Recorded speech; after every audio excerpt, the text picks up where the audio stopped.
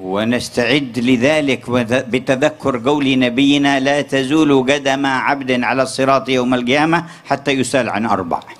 Dan hendaknya kita persiapkan diri kita untuk momen tersebut dengan mengingat ucapan Nabi Muhammad, tidaklah seseorang beranjak dari sirat esok di hari kiamat hingga dia diinterogasi dengan 4 pertanyaan. عن عمره فيما أفناه. Tentang umurnya, kemana dia habiskan. وعن شبابه فيما أبلاه. Masa mudanya, kemana dia pakai. سؤال عن العمر جملة لكن عن مرحلة الشباب خصوصا. Pertanyaan dari umur secara umum, tetapi dari masa muda secara khusus yang bagian dari umur itu lebih detail lagi ditanya, masa mudamu dipakai buat apa? يقول الله في الحديث القدسي أيها الشاب الناسك التارك شهوته من أجلي أنت عندي كبعض ملائكتي. Dalam hadis qudsi Allah Ta'ala berfirman, wahai pemuda yang tekun beribadat, tumbuh dalam ketaatan kepada Allah, sungguh engkau di sisiku bagaikan salah satu dari malaikat-malaikatku. ألحق جميع شبابنا بهذا الصنف يا رب Ya الأرباب. Allah, masukkan pemuda-pemuda kita dalam kelompok ini ya Allah. وبعد العمر كله والشباب خصوصا عن علمه ماذا عمل فيه. Setelah umur dan masa muda yang ditanyakan, maka ditanya tentang ilmunya. ما كان نافعا في الدين أو الدنيا فلينفع به عباد الله.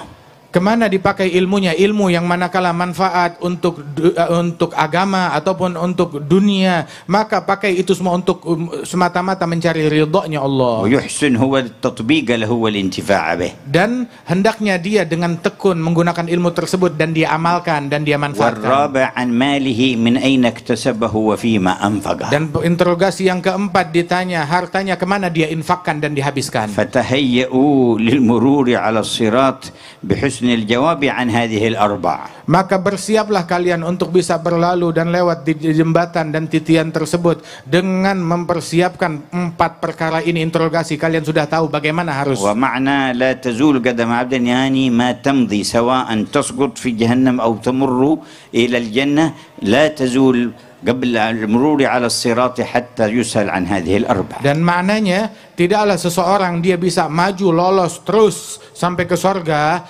melainkan setelah dia diinterogasi pertanyaan ini. Kalau tidak, dia tetap mendekam di atas sirat atau dia jatuh ke neraka. ومحل المرور على الصراط أحد المواطن التي يتفقدها رسول الله يوم القيامة. Dan tempat sirat tersebut itu adalah salah satu tempat dan momen di mana momen itu Rasulullah SAW betul-betul mencari umatnya. صح في الحديث أن سيدنا أنس بن مالك قال أسألك الشفاعة يوم القيامة يا رسول الله. Di dalam hadis sahih, Sayyidina Anas bin Malik berkata kepada Nabi Muhammad, aku meminta syafaatmu di hari kiamat ya Rasulullah. فقال إني فاعل إن شاء الله. Dan Nabi menjawab, saya lakukan insya Allah.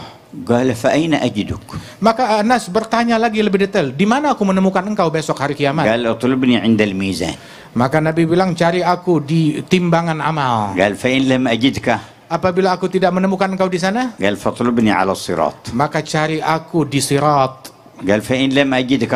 Kalau aku tidak temukan engkau di sirat dan jembatan itu, قال فاطلبني على الحوض فإني لا أخطئ هذه المواضع الثلاثة. maka kata Nabi, cari aku di telagaku, sebab tiga tempat ini aku tidak akan absen darinya. يتفقد الميزان والصراط لأجل الشفاعة. Beliau Nabi Muhammad SAW tetap berpatroli di sirat dan di mizan untuk ngasih syafaat dan menolong. ويقوم على الحوض ليسقي أمته. Dan beliau berdiri di telaganya untuk memberi minum kepada umatnya. ومن شرب شربة لم يظمأ بعدها أبدا. Barang siapa yang meminum satu tegukan dari telaga tersebut, maka dia tidak akan merasakan dahaga selamanya. أوردنا على الحوض المورود. Ya Allah, datangkan kami dan Ya hadirkan Barru, kami di ya telaganya.